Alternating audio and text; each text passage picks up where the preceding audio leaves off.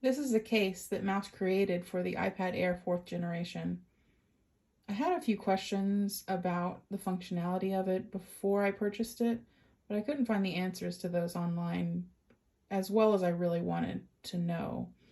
So I figured I'd do a quick video to go over some of the things that I had questions on.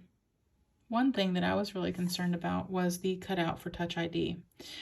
Since it's a unique feature of the iPad Air, I was worried that the cutout would actually just be a plain cutout, just like this for the sound, where you would be able to access the button but not really use it for what it was intended.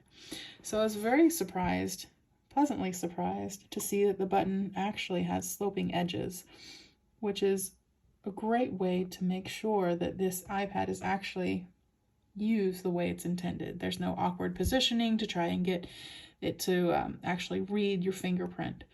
So it's just a very natural movement to go in and then get that to unlock. Another thing I was concerned about was how well this case would work with the Apple Pencil. I wasn't sure because the site only says that it holds the pencil, so I wasn't sure if there is actually a connection to the magnetic piece in the pencil to the case, or if there's only a sleeve for it.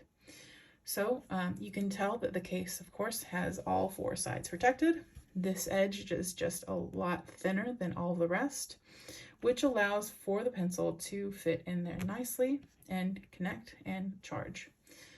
So I'm not sure exactly the charge rate, if that's any different, since the connection is just a little farther away, but it does charge and it does hold it without any help.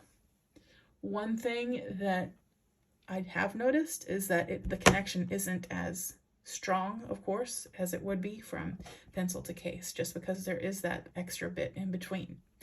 But of course, if you have this connected and the case folded over, you have that added protection and you don't have to actually worry about the pencil falling off.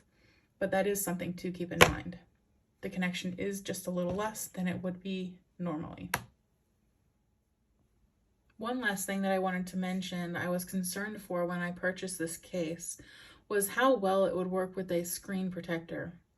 I like to use the edge-to-edge screen protectors.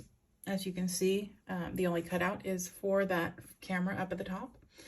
And so a lot of the times these fully protected cases press into the edges so much that it causes air bubbles to appear at the corners from that added pressure. So you can see on this device, even though it fully protects it, it does leave just enough edge on this to allow for that edge-to-edge screen protector to be in place without any air bubbles. Hopefully answering these questions to my own concerns can help somebody else make a decision on if they want this case or not. If you have any other questions that you think that I could maybe answer for you, feel free to message, leave a comment, but thank you for watching.